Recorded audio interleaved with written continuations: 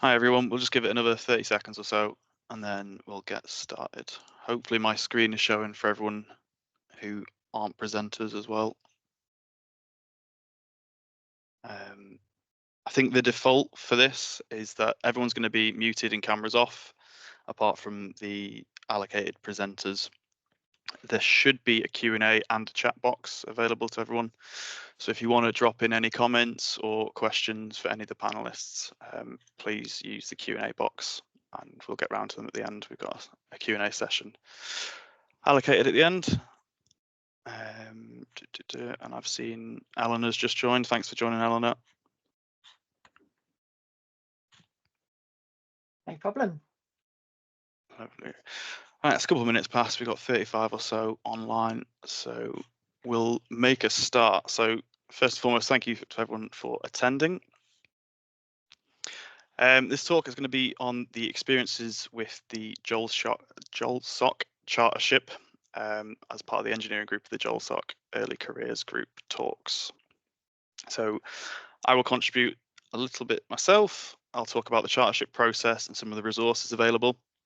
And then we'll have Tom Hunt talking about his testimonial, hints and tips, and the master's equivalents. Actually, I've just realised I may not be recording this. Oh, I haven't recorded it. Cool. Jane will then be talking about her testimonial, some hints and tips from her application. We've got Joe talking about his testimonial, hints and tips, and then a special focus on some of the health and safety documents. And then we've got Eleanor, who's the chartership officer with the GeolSoc, available for a Q&A right towards the end. So as a bit of an introduction, we want to sort of touch on what is chartership. So hopefully those of you who've joined will be somewhat aware of what chartership is, but this is taken directly from the GeolSoc website.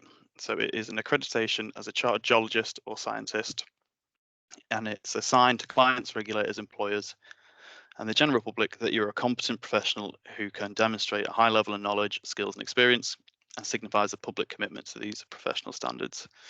And the chartered designation indicates a professional practitioner who has been peer assessed as having key professional competencies and experience in their field. They are required to maintain their professional skills and knowledge through an appropriate program of continued personal development.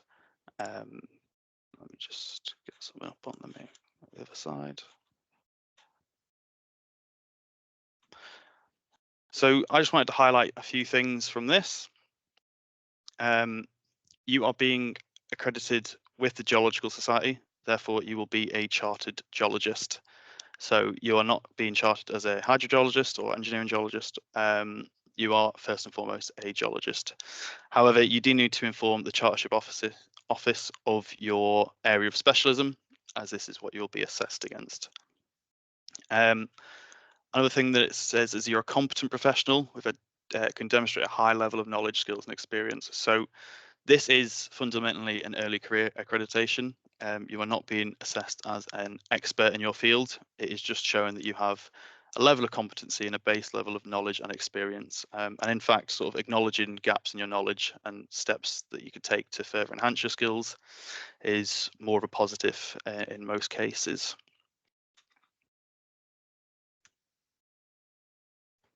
So a little bit about eligibility. So all of these resources are taken directly from the GeolSoc website. I will show you some links in a second.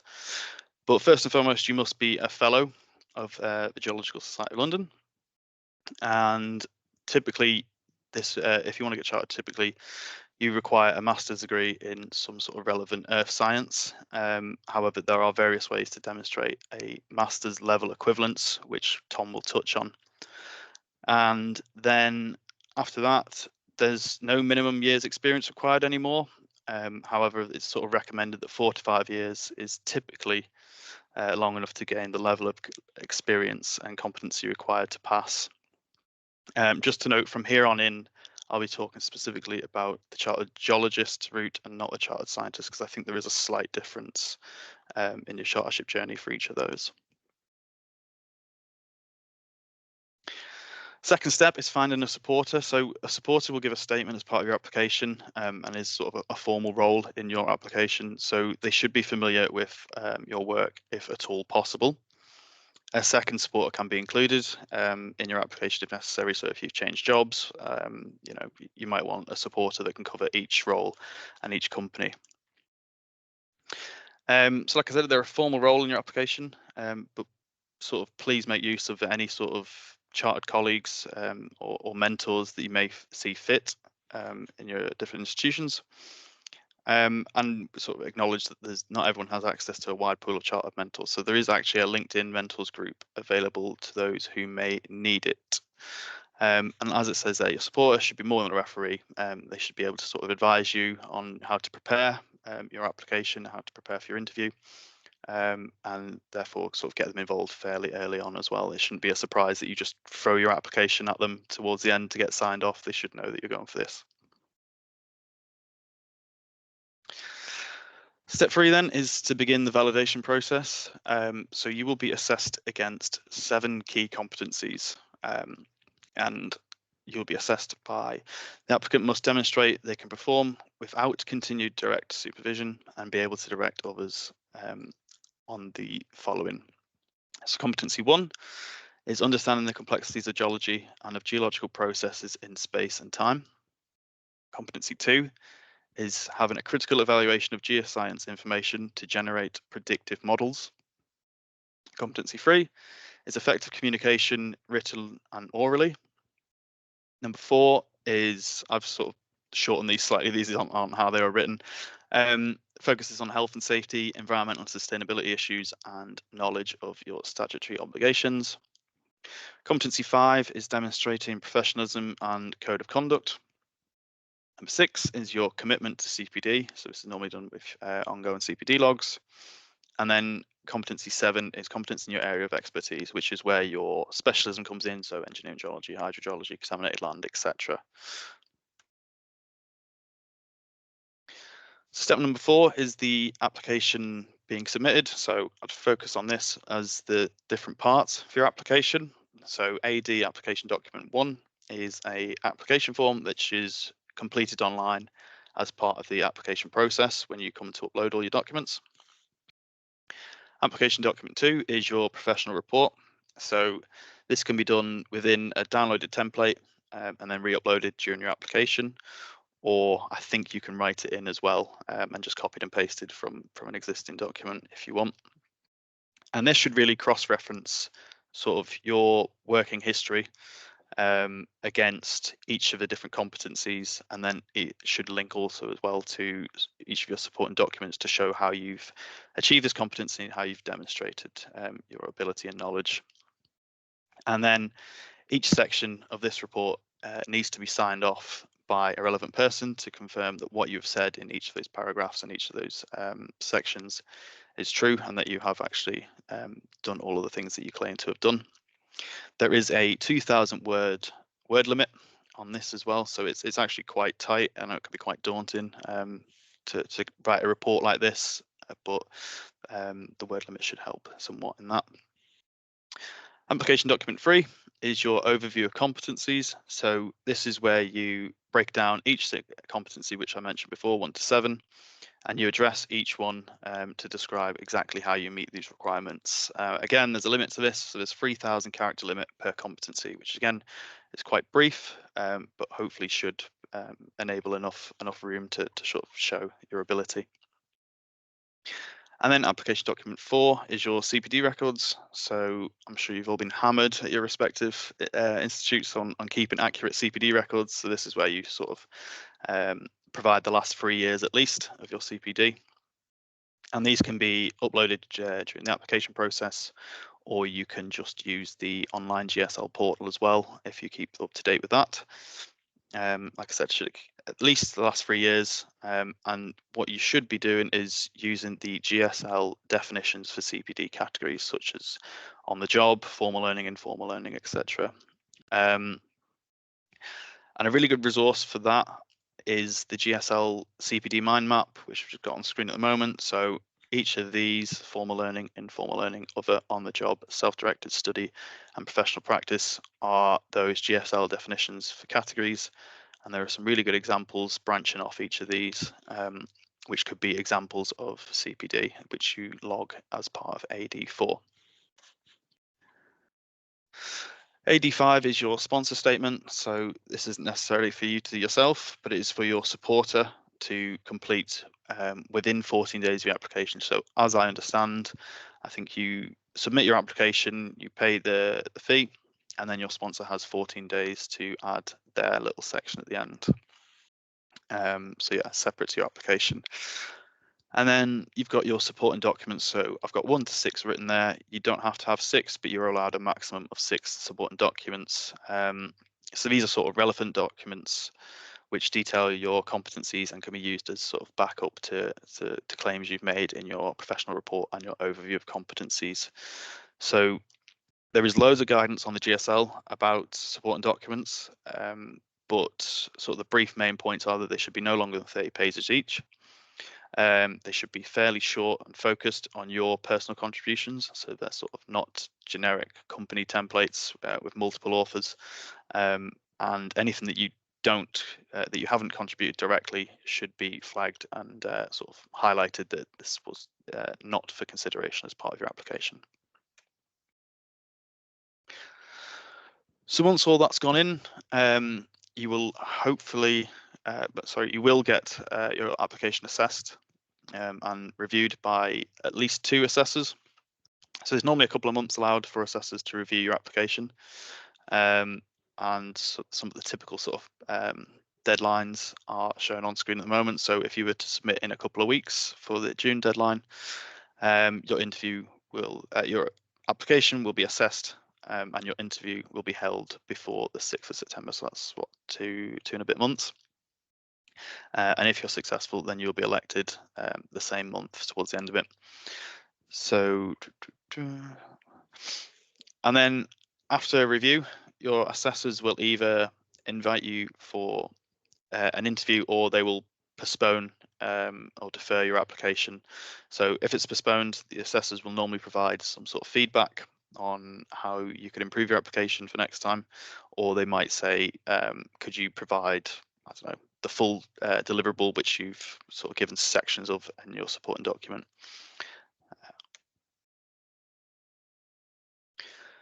So after that's been assessed and you get accepted for interview, you will then have your validation interview. Again, I think this is with 2 assessors, but I'm not sure on that one. And it's typically via sort of Zoom or Teams as a video call. The applicant will give a 15-minute presentation that should cover how they meet all 7 of the competencies. And they will then have a Q&A session with the assessors that will focus on your presentation, but then also aspects of your application in general, including a list of sort of pre-prepared questions on the application and test your knowledge of the GSL Code of Conduct. So if you are successful after all of that, you will be awarded chartership status. So if the assessors agree that you meet the required standard, you'll be notified, you'll be awarded a certificate and then officially validated via a notion at council.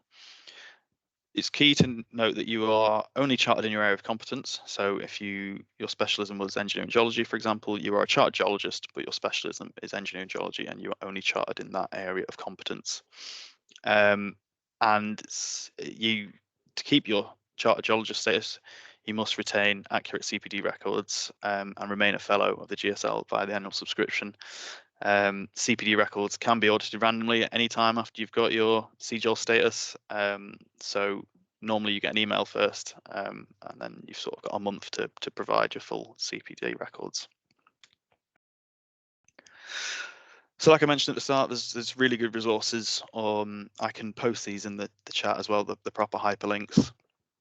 But first and foremost, the Geological Society website is really good. There's loads of sections on the chartership, on the individual documents, and most of the resources that I've used in this short presentation have all come directly from the GSL. There's also a chartership journey video, which I've taken that sort of squiggly timeline from. I think it's a short 2-minute video that goes into a little bit of detail as well. There's the Chartership Mentors group on LinkedIn for those who may need a formal supporter or mentors.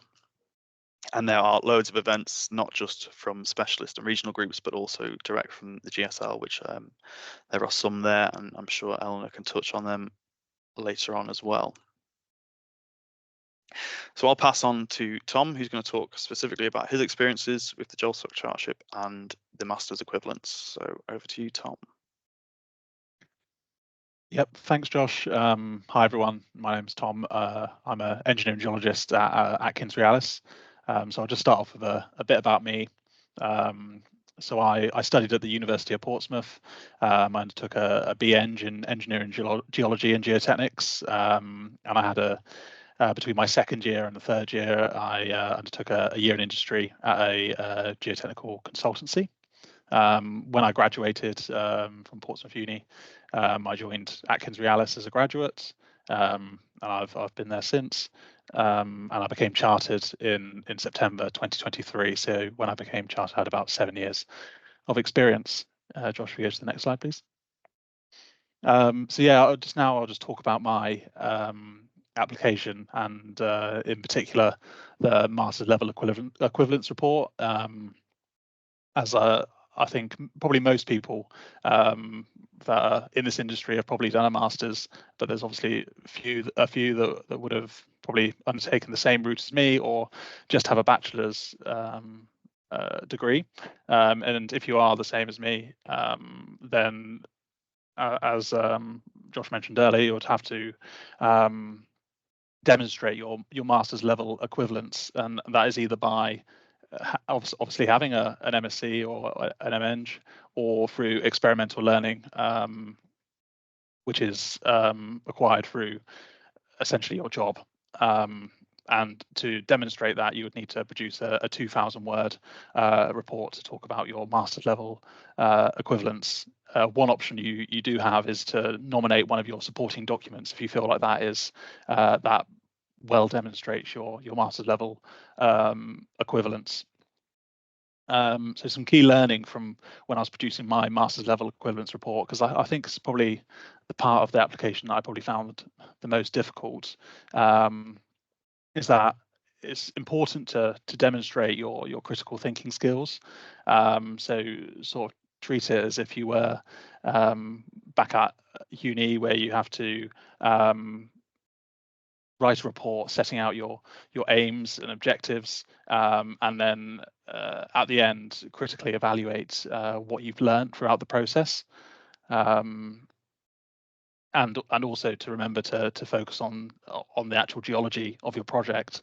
I was quite lucky that I worked on a research project for a client, which I chose for my master's level equivalence report.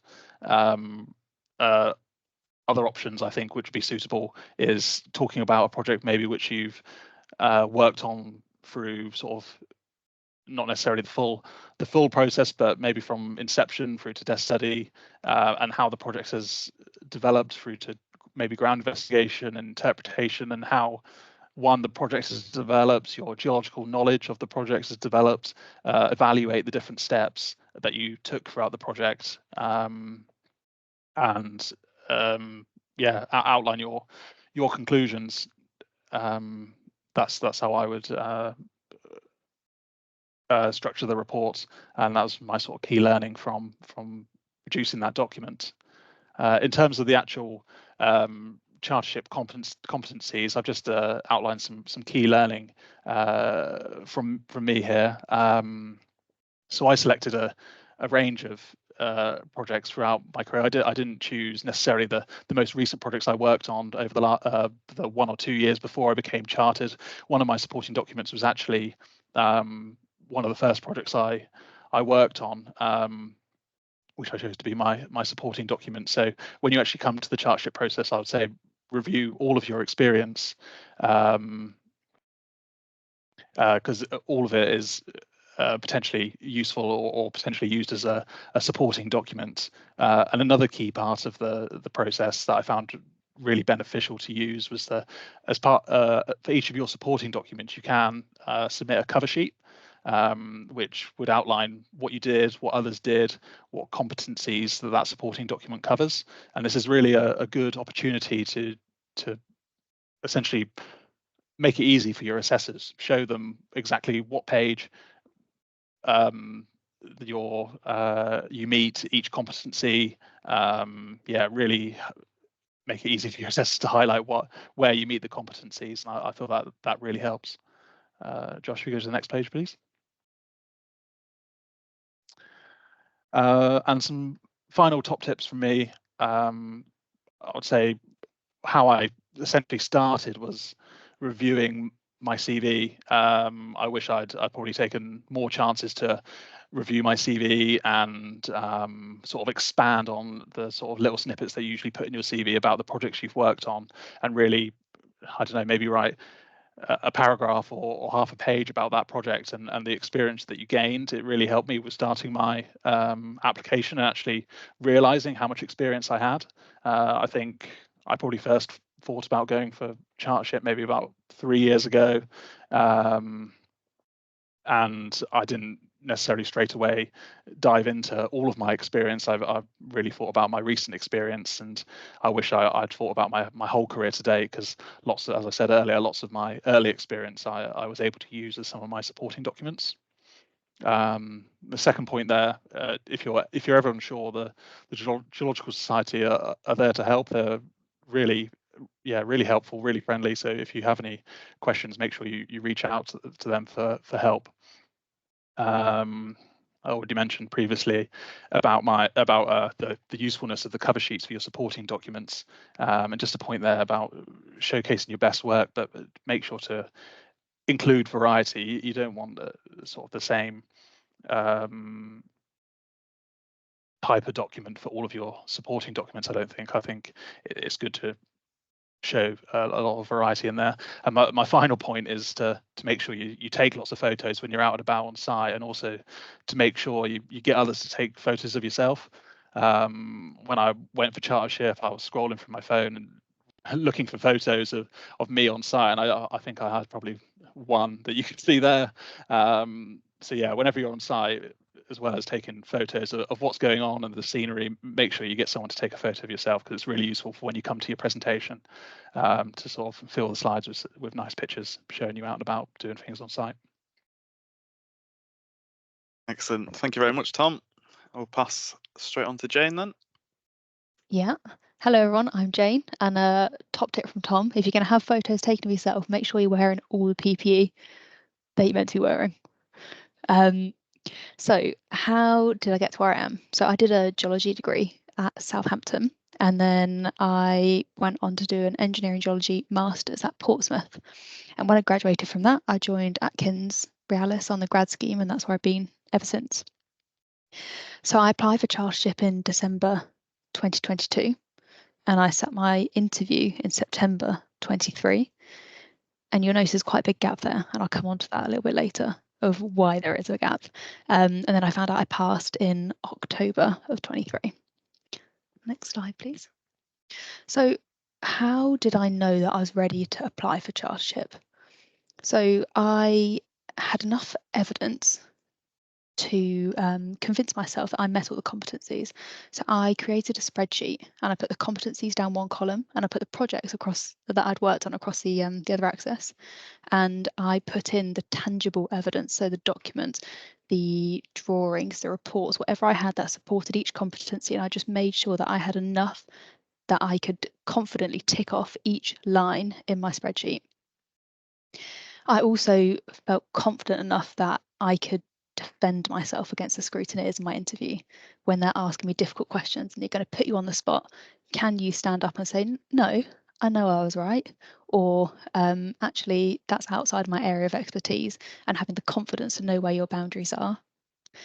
And another thing that I did to know that I was ready was that I did some mock interviews with people inside Atkins Realis, and I identified where my gaps were. So whether that was bits I wasn't confident on, or bits maybe in the competencies where perhaps I wasn't as strong as I thought I was. And I found that the mock interviews were really useful because I also did mock presentations in that. And the first one that I did, at the end of it, the person who was interviewing me said, scrap your whole presentation. It's not what they're looking for. And I mean, isn't that pretty useful advice to know ahead of time? Because the presentation, all the advice that you're given, or the guidance that you're given for, is don't talk about anything that you've talked about in your report or in your submission. Don't repeat yourself. So going away and trying to make a 15-minute presentation about something else or stuff that you've worked on since is quite a broad topic. But you've got to make sure that you keep referring back to your competencies, like Tom said. And also on competencies, it's really important to flag to the assessors, make it so clear where you're meeting each one. So Tom talked about having cover sheets. So I did, again, cover sheets, really simple, just a table, title of the document, competencies 1, 2 and 3, this is what I met. And then throughout my professional report, at the end of each paragraph, so when I described what I'd done, I put in brackets, competencies 1, 2, 3, close brackets. So as they're going through my report, they're seeing, oh yeah, I met all the 1 to 7 competencies because I've listed it there. And then I had my cover sheets. And then in my presentation at the bottom of each slide, it said, this meets competency 1, 2, 3. So it's just a way of just making it really clear that you know what you're hitting with the competencies. So what kind of documents did I submit? You got 6 supporting documents, and these need to cover all of the competencies. You need to prove that you have done everything you said in your professional report and that you have enough evidence to prove on paper that you are what you say you are. So things that maybe you wouldn't consider putting it as a supporting document are geomorphological sketches. We do a lot of geotechnical inspections at Atkins-Realis, so that's walking alongside of a road or a railway and geomorphologically mapping the ground. So that is interpreting what you're seeing and the geohazards and what impact the geology or underlying geology has on that, and then the features, maybe drainage, and it's putting all of that together into a really succinct, easily readable sketch. So I submitted a number of geomorphological sketches as supporting documents or as part of reports. I also submitted a GI scope for an embankment remediation because the GIR hadn't been written yet. And then I also submitted a GIR, but it only had 1 borehole. So I mentioned before that there was a big gap between me submitting my application and actually sitting my interview, because so I submitted in December, and then January I had an email from the scrutineer saying, actually, we don't think that your application demonstrates that you meet all the criteria, and they asked for a more detailed GIR and a cross section with multiple boreholes. So that took some time to produce. If you've not already got one in the bank, you have to go away, wait for that opportunity to come up, which took a number of months, which is why there was a bit of delay between that.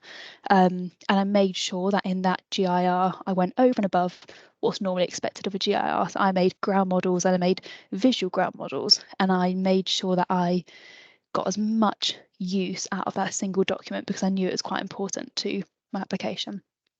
Next slide, please.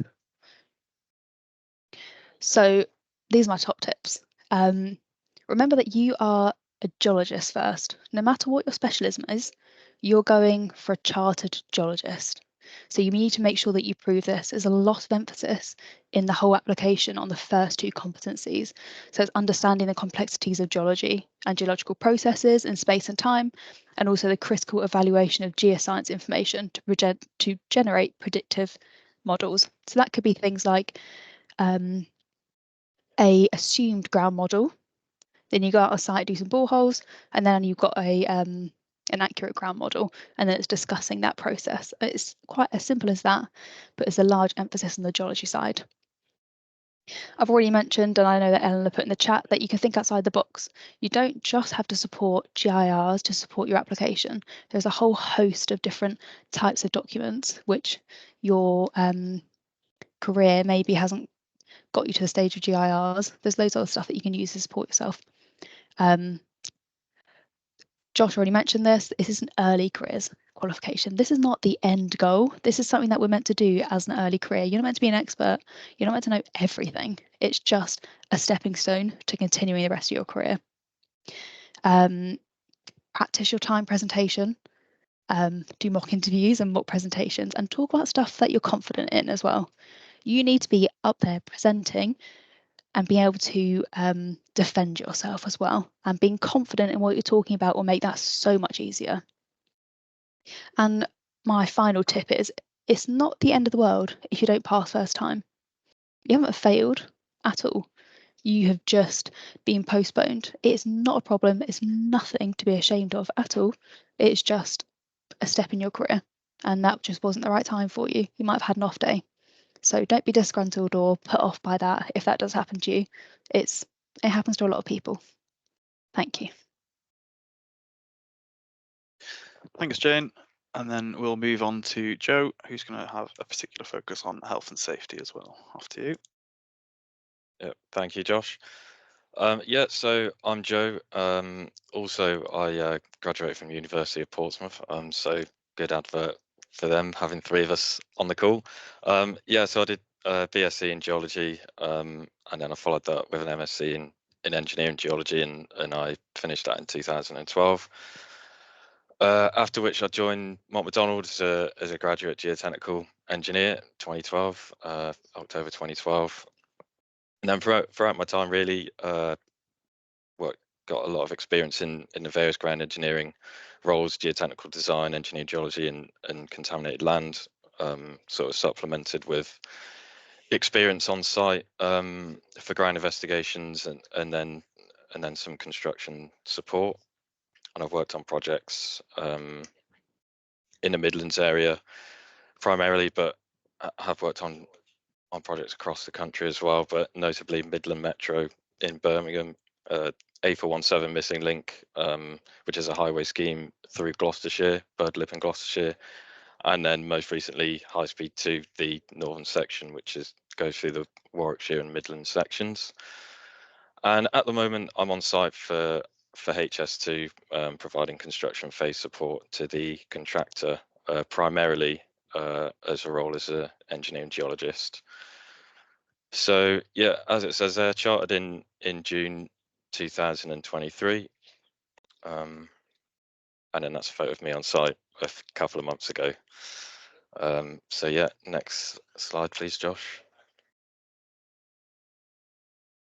So I'll just talk a little bit about my chartership journey. So I kind of did mine in two parts. So as I just said on the previous slide, so I started working for MOTS in 2012, and then I submitted at the start of 2023. So I had sort of 10, 11 years experience. So the first part, I was getting my application ready sort of 2018, 19, and then had a bit of a gap. But yeah, so what I did at the start, I just went through my project work, what I've worked on. Like Tom said, went through his CV. I kind of did a similar thing, and then went through to do a gap analysis. So what projects meet certain competencies, and then if there was anything lacking in the other ones, sort of make a list of that, and then speak to whoever manages your workload at your company and say, well, for example, you might need a bit more on site. So they say, okay, can I go on site for a ground investigation or something, for example? And then once I'd done that, I drafted my professional report, and kind of it was half ready at that point. And then I put it on hold for a couple of years, and then I picked it back up again, sort of end of 2022, where I basically just went through the same process again, and then I just updated it on newer work. So yeah, a bit on the supporting document. So it kind of it's quite obvious, but you got to pick the documentation where geology is a key factor. And just example for one of those, and how it sort of affects engineering decisions and how it adds value to the project. So I submitted a geological inspection report, which was for the observational method, which was being implemented on the HS2 project last year, and how the geology was the key factor in some of the engineering decisions that were made for that. A variety of skills in geological understanding, if possible. Try and find some projects you've worked on different types of geology in different projects. And then try and pick something that the assessors can just pick up. They don't need to read loads into the background of the project or whatever. They just want to know about the geology. And then try and, I think Jane mentioned it, don't repeat yourself in your application to what you're going to talk about in your interview.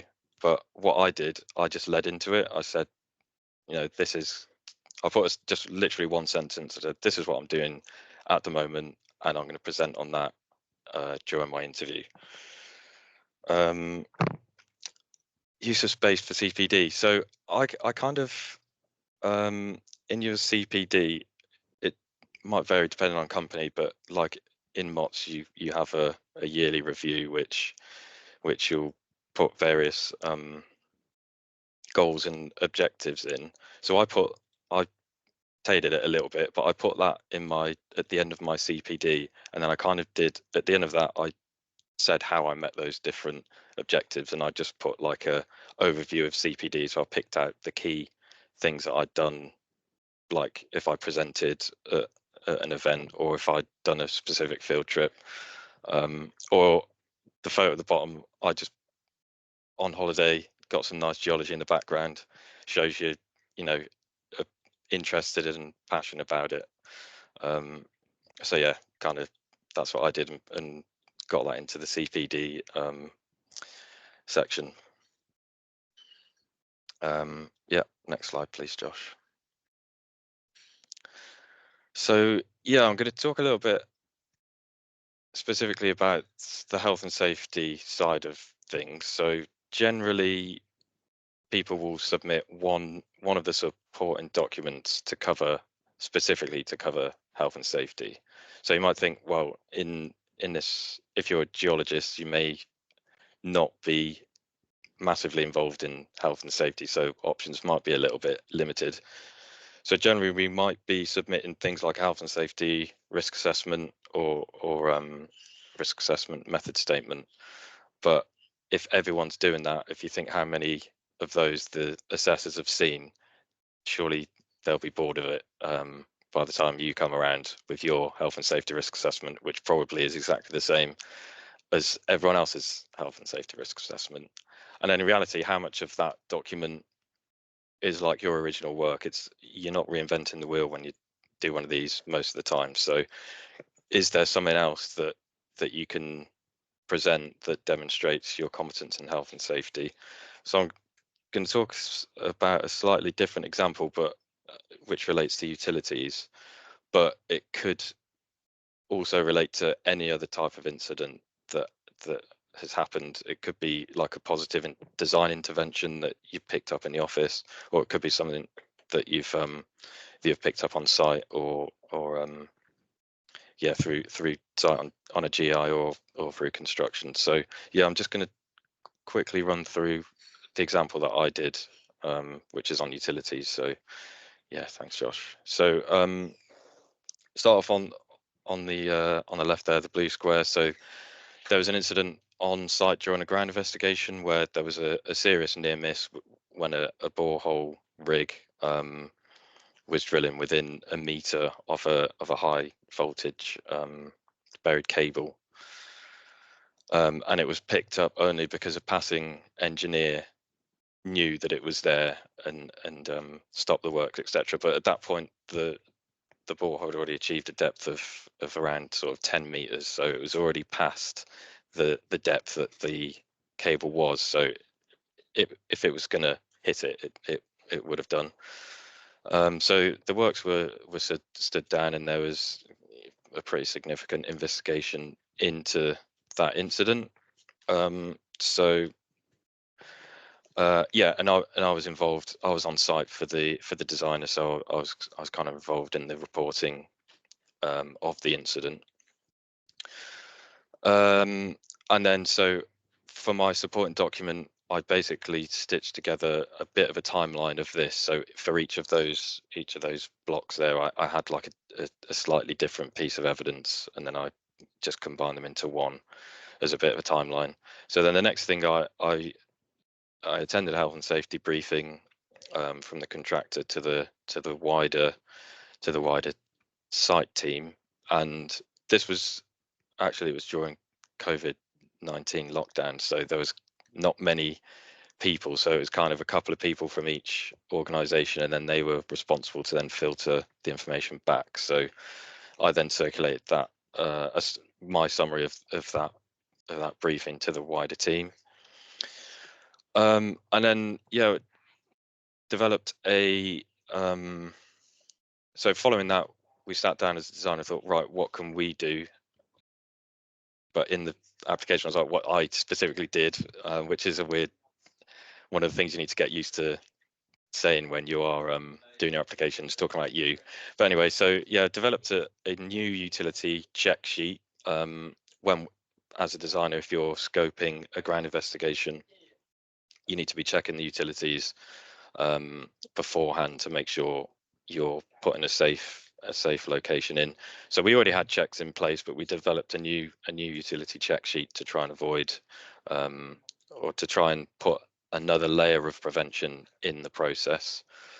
And then that was implemented. One of the stages of that is if we're within a certain distance of a utility, each different type had a different sort of safe radius defined by the contractor. If we wanted a borehole that was close to that radius, or that we had no other choice to ask for it to be in that radius because of a spatial constraints or whatever, we'd have a critical review on site. So I put an example of that where there was a critical asset that needed a borehole in a particular location, but it was within X meters of a utility. So we went on site to have a look at it, see what could be done, and then after that I did like a summary of that site review. And then the next thing was I put in an example of how the new check sheet had caught an issue. And then that was I'd literally just put in that check sheet and then showed what I'd found on the utility plans. And then I just packaged that up, that evidence up to show what my involvement is in the process and specifically on the things that I did to prove my competence in the health and safety aspects of the application. And then I just put that in as one supporting document with a cover sheet to explain it. So next slide please, Josh, thanks. So finish off with some top tips from me or just from what I picked up during my application that seemingly worked since did get chartered last year. So I mean the big one really is CPD. I think it's been touched on a couple of times. You really do have to update it as you go, because if you think what you've done during your working career in the last 3 years, there's be a lot of stuff that you've done there that will go into CPD. If you've done something new, or you've been a mentor to someone, you've taught someone how to do something, there'll be things that you can't just pick out from your calendar like to a year or two in the future. In the past, you need to be doing it as you go. You really do have to be proactive. So within MOTS, we have like a mentor scheme. So someone will be assigned a mentor that is separate to your sponsor. Sorry, it's not their job. It's not your assessor's job to get your application out the door. It's you. You should be the one asking them questions, setting up meetings, saying, "Can you review my application, or can we have a quick chat about this gap analysis?" Which leads on to the next point. Ask questions. It's your responsibility to know what you need to put in your application, but you're not going to know all the answers. So make sure you do ask the questions to make sure you're putting the right information in. If possible, learn from experience of others. So you're on this call already doing that. But keep doing it throughout your application. If you've got a mentor, obviously they'll be your key point of contact, or your assessor. But if you know other people, just give them a call. Be like, "Oh, can you? What do you think of this supporting document?" for example. And then push for the work you need. If I've mentioned it before, if you're in need of something particular, talk to your line manager or whoever, your project manager, whatever. See if you can get that work that you need. Jane touched on this, so be creative. if you're on site for a GI, maybe you've done I don't know, 3 boreholes across the site. Why not just sketch up a cross section? That's something that can be used as a supporting document. Cover sheets, been mentioned already. So this table in the middle there is a screenshot of part of the cover sheet where I just listed what the competencies in that particular one has met.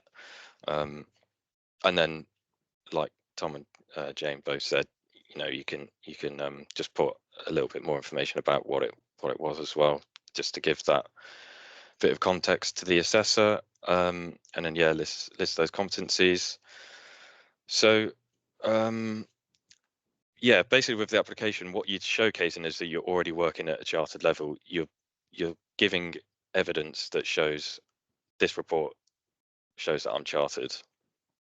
And I kind of fell a little bit for this. So I thought, I did that really good desk study when I first joined MOTS. It covered loads of different aspects of geology. And then when it went through the review, my review process with my mentor, they were like, well, that report isn't actually that good. So you should probably rethink putting that one in. It doesn't quite show that you're working at that higher level, which leads into reviews and run-throughs kind of everything. Go through the whole application process with whoever you can. What I found really difficult, and probably what a lot of people do find difficult, is talking about yourself, especially if you work in a company. If you write reports, it's never anything that you've done yourself. It's what the company is, or just presenting factual information, or even if you're interpreting information, you're not putting yourself on the line to say, I think it's this. But that's what you've got to do with your chartership application. It's a bit strange. And then I think my last point really is about your presentation. So we haven't talked massively about the presentation, but make sure you practice it. You need to know what you're talking about. You need to know it inside out. Otherwise, you'll get asked questions on it, and you do not want to not know the answer. You don't want to be saying, I don't know, in your interview. So make sure you practice it and run through with people that are, ideally, if you can run through it with someone that is an assessor, then that would be great, because they'll obviously know the kind of questions that you'll be asked. But run through with your mentor and your sponsor and just anyone else that will listen to you, and make sure you get the time right. So you got 15 minutes. This actually demonstrates effective communication and organization skills, which are part of the competencies. You need to make sure you're hitting the time right. You're not going over, you're not waffling. And you don't want to be reading stuff off slides. You want to be telling the assessors what you've done, how good you are, not reading to them. So on the right hand side there, that's just a snapshot of some of my slides on my presentation. So I've just put photos of what I'd seen on site, a little bit of text, of course, because you do need that sometimes. But yeah, try and keep them interested with geology, pictures of geology.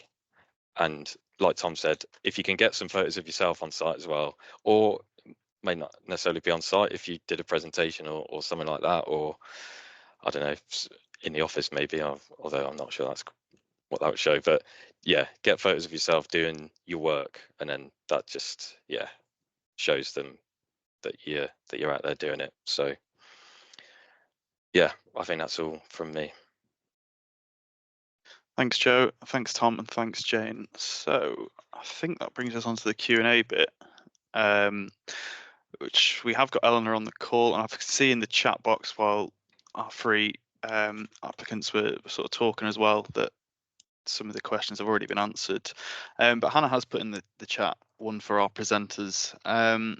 So we'll start with you, Jane. Do you have one thing that you would have done slightly different looking back? I think that I would have pushed within the company a bit more to get a lot more geology-based reports and projects, strengthen that so there was no question and I was really confident on that. But I think that was something that I could have asked for. I could have pushed if I'd identified that gap a bit earlier. Cool. Tom? Yeah, I think I would have tried to not stress about my presentation as much. I felt really nervous for the presentation. I even before I actually submitted, I already knew what I wanted to present on, and I'd pretty much almost had my presentation sorted quite early on. But I was still feeling very nervous about it. But looking back on the experience, at the end of the day, sort of your experience best yourself, and you're telling somebody else about one of your projects and what you did, what you learned, what you worked on, and what you know about that project, and you know that best yourself. And I sort of saw it at the end that the scrutineers were actually they were curious about the projects, and had follow-up questions relating to it that you should be able to explain yourself. Yeah, I wish I'd been a little bit less nervous and a bit more confident myself. Yeah, not trying to catch you out. They were trying to sort of, exactly. Get extra detail. Yeah. Thank you. And then Joe. I think probably it relates to the presentation as well.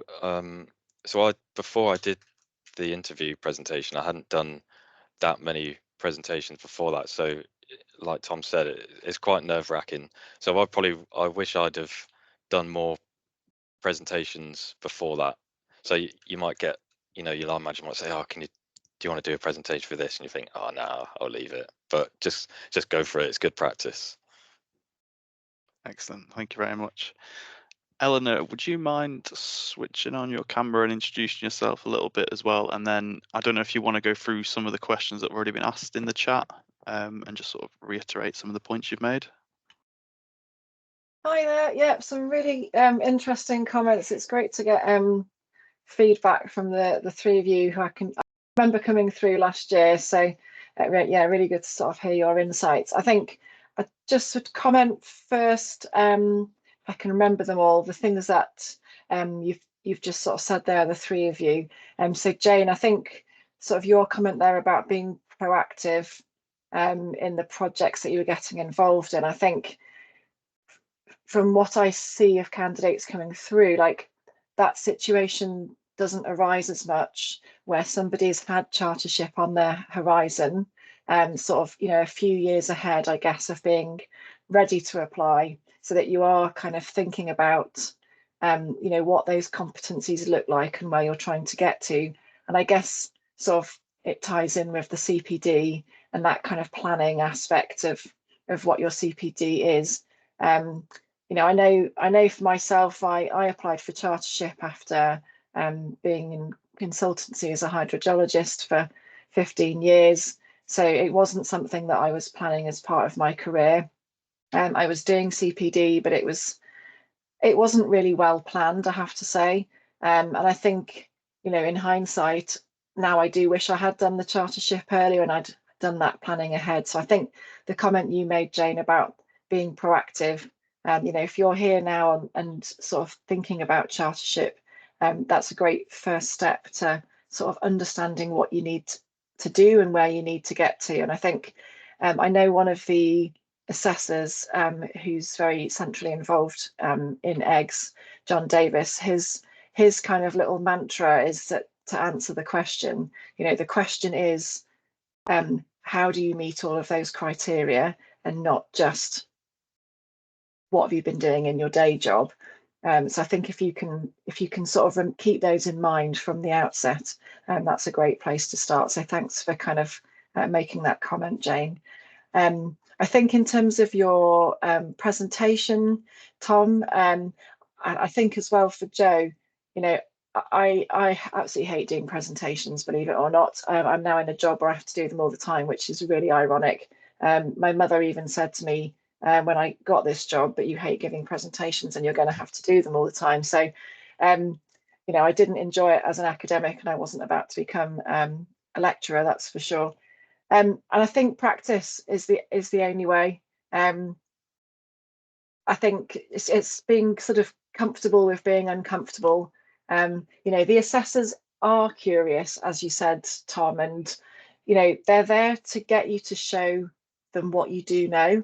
They're not there to test whether you know the things that they think you should know. It's about your experience that you've presented to them and how that meets the criteria. So I think they want to pass you. They're interested in what you're doing.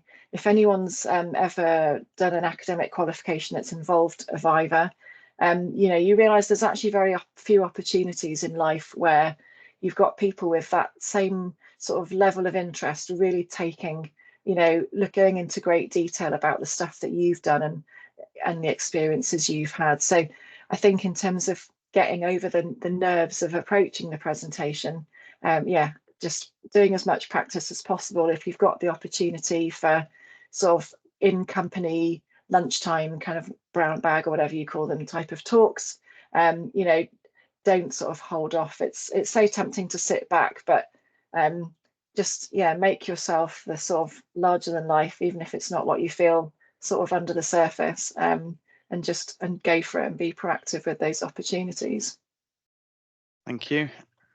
There is a question from, I think you've answered most by typing back, but if anyone feels that they want Eleanor to expand on their question further, please just sort of reply to your own message and we'll try and get to answer. We've got one from Sarah and it's backed up by Tom as well. Do you have any tips regarding confidential projects? Yes, absolutely. It's a common one that comes up. I'd say less so with engineering geology candidates, but particularly say with the minerals or the oil and gas guy with a lot of commercial sensitivities. But I would suggest in the first instance, can you look to redact the document that you're going to provide, so that overcomes the confidential issues that your employer might have concerns about with you providing.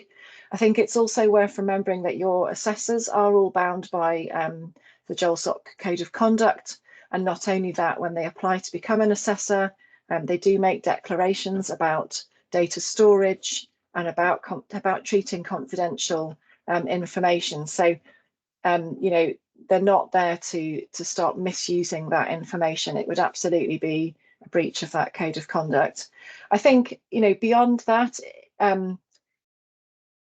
if you really can't provide the reports that you directly contributed to, then I would suggest, if you're being proactive in approaching chartership sort of in advance, prepare a bespoke document that you could use as a supporting document. It doesn't have to be up to the 30 pages long. You can provide a summary sort of document of the work you were involved in, discuss the geology, show how you're meeting each of the criteria that you're looking to include in that document. We do actually have a brief sort of guidance document. I'm unable to multitask and find the link at the same time as talking, but I'll try and pop that in the chat in a minute. But we do have a link now about confidential documents, as much as anything else for you to share with your employer if there's a document that they've got concerns about you using, just so that you're not having to describe yourself to them, sort of how we're going to treat those documents. So you can provide that guidance document. So hopefully that answers that question for you. Lovely. There's a question from Ellen as well. What are the most common reasons that an application is postponed or not passed after interview? So just to clarify the difference between those two scenarios. So as Jane described, sort of with her own application, she was initially postponed, as in she had submitted her documents. The assessors deemed that they weren't quite yet demonstrating all the competency criteria, and so she was postponed prior to going to interview, which gave her the opportunity to then review those documents, make some changes, so that the documents were kind of robust and demonstrating those competencies to go ahead to interview. I think usually in that scenario, the most common ones are that for chartered geologists, it's criteria 1 and 2 that usually provide the stumbling blocks, and I think it comes back to that notion of making sure that you answer the question, which is not showing the assessors how good you are at your day job. It's pulling out of your day job how you meet those two competency criteria. So just to slightly pick on geotechnical engineers, but typically where they tend to come unstuck is they've shown the design engineering aspects, but they haven't necessarily demonstrated well enough sort of how the geology side of that has informed what they're doing. So they might have provided documents that show criteria 7, that they're a great geotechnical engineer, but they haven't shown how the geology goes into that, and they haven't necessarily shown criteria 1 and 2. So just in terms of if you have gone ahead to interview and then been unsuccessful at that point, what happens next is that you have a defer review. So at that point, we say that you're deferred. And at that point, 2 further assessors would review your entire application, as well as the review forms completed by the assessors, and also the interview recording, to make sure that the process has been followed fairly and that they agree or not agree with the decision made by those assessors. So in terms of the sort of most common reasons where that might happen, you know, what we want is for candidates to get to their interview expecting to pass and to be validating their application.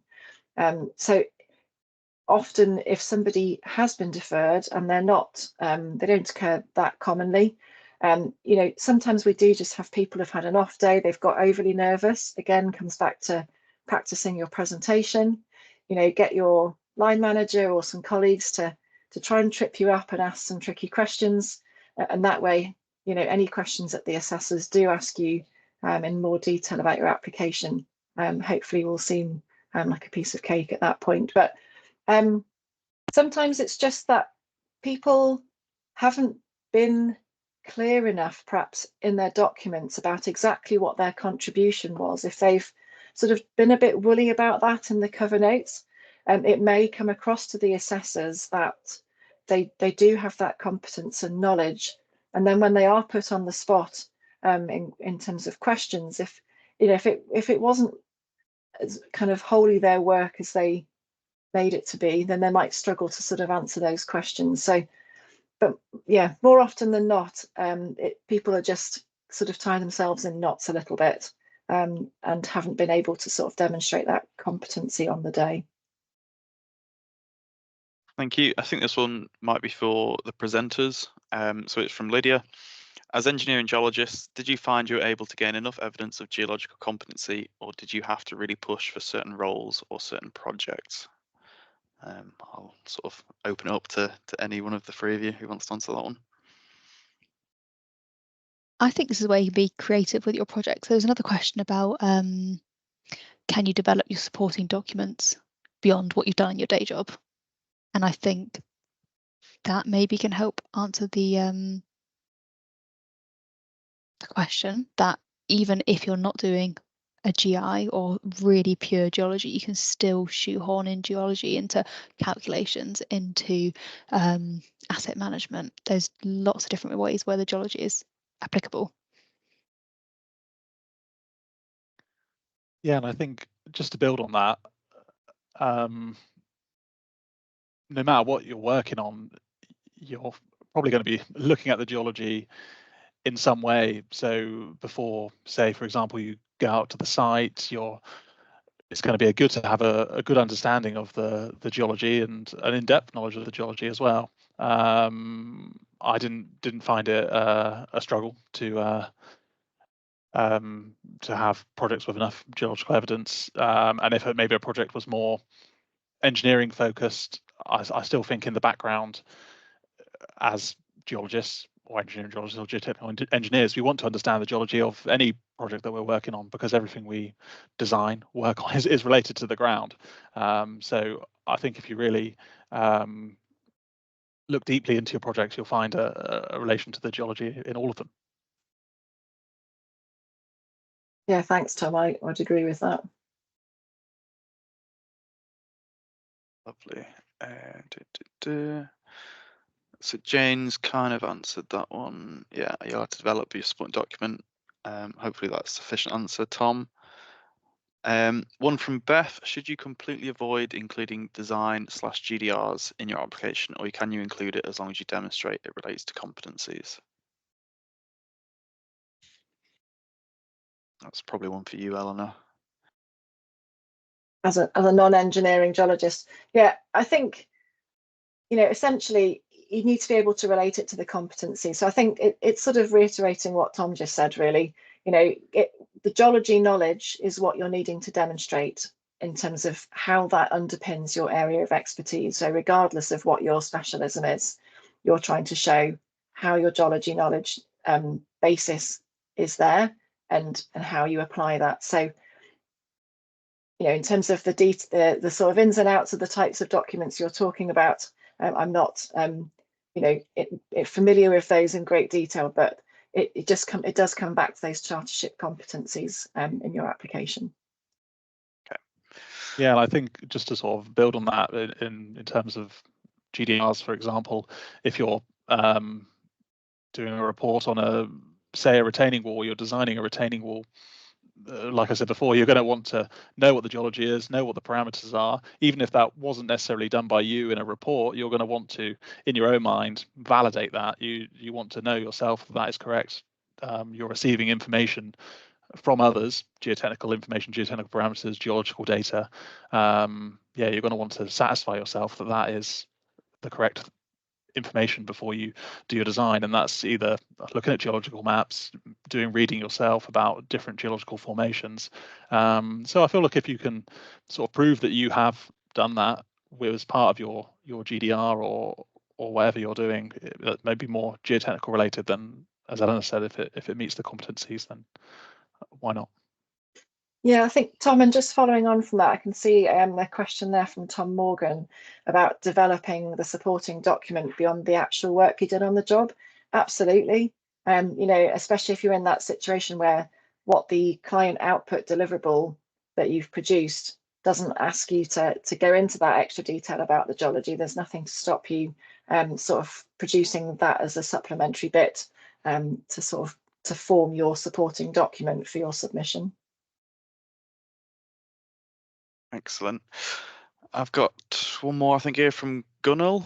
How do I navigate getting charters as a geotechnical engineer if I cannot find relevant work? I guess for a little bit of context, it would be useful to know sort of what your role is, Gunnel, and sort of any of the barriers that you might face. That might help us a little bit answer that question.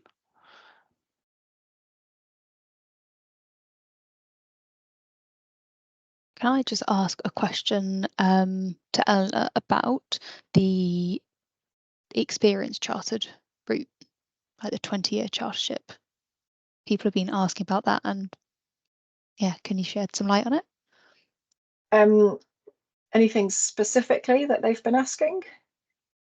How do they apply? I think the application for early careers, I think, is quite well outlined, but does it still exist? Do you need 20 years experience? What sort of documents do they submit? Is it the same as this process? Okay, so yes, it does still exist. There is a 20+ route. The main difference is in order for it to be less onerous in terms of pulling documents together, the main stumbling block for people is that, as you might expect, if you've been working for 20 years and you've had a number of employers in that time, it becomes quite difficult to go back to get those verifying signatures for your professional report. So historically, 20+ candidates have not required to get those signatures, and they've not required to submit supporting documents. They provide their career account, is basically the same as the professional report, and it's also 2,000 words long. But what's proved quite challenging, and it's kind of come out more in the last year or so in terms of feedback from assessors and candidates, is it's very difficult to demonstrate all of the competency criteria in a 2,000-word report, because they also haven't filled in each of the competency criteria sections in the form. So you've got 2,000 words and you've got to cram everything in. Supporting documents have always been optional. but typically people haven't opted to include them. We are actually making changes at the moment to the 20+ route, in that they will now need to fill in the competency criteria section, which will give them the opportunity to show how they meet all those criteria, with a little bit more word count available to them. And we are also going to ask them to provide a minimum of 1 supporting document in the future. So in terms of the application process, it's the same in terms of that there's an online application. You select the drop-down box for 20+. You still need to have a supporter and so on, and you'll still have an interview. The main difference in the interview is that your presentation will be 30 minutes long and not 15 minutes long. And part of that is, as well as evidencing your competencies, it's also to sort of have a broader sort of discussion about how they are sort of mentoring their less experienced colleagues sort of in the geoscience sort of industry as well. We are going to be updating our 20+ guidance in the next few months. When that changes, it needs to go through council because it will require an update in the regulations. But once that's ready, we will certainly make some announcements about that. Thanks, Eleanor. I was just about to wrap up then, but Sarah's put one more question in the chat box. So how should you structure the presentation, and what should the presentation contain? Could it be a combination of projects that demonstrate criteria, or should it just be one project? Do you introduce yourself, introduce the background, and is it assumed that it's already known from the application? Good question. Yeah, I think Jane pointed out earlier, or I think several have commented, they have already read your application. So 15 minutes flies by. If you aren't in the habit of giving presentations, 15 minutes sounds like a daunting amount of time. Absolutely guarantee it will fly past. So I think in terms of whether it should be a combination of projects or one project that you can use for all of the criteria, entirely up to you. Personally, for mine, it was easier to pick one project, and I could sort of demonstrate how different bits of that project fulfilled each of the criteria. But if you have a project that you think is a great example, say for criteria 1 and 2, but perhaps didn't involve as much, say on the health and safety or sustainability, there's nothing to stop you sort of using a combination of projects. Excellent, thank you. And one more has just come in as well. So is the 20-year a minimum, or is it a guide? So e.g. is 17 or 18 years enough? It's a minimum. Minimum, okay. Thank you very much. Gunnell hasn't replied with any context, so might just have to leave that as a follow-up. Unless anyone has got any other questions in the next sort of 5 to 10 seconds coming through the chat, I think we'll wrap it up there. But thank you very much to our 3 presenters. Thank you very much to Eleanor for joining as well. Contact details are there if you've got any specific questions. I did ask their permission before just popping all their personal information all over the screen. But if you've got any specific questions about their specific applications, feel free to reach out. I think that is it. So yeah, thanks for everyone for joining. Go on. I've just put the Chartership email in the chat as well. Oh, perfect. Thank you very much. Cool. We'll leave it there. Thanks for everyone for joining. Hopefully this has been recorded and it will be up on YouTube shortly. Thanks again, everyone. Great stuff. Thank you. Thank you. Cheers. Thanks. Bye.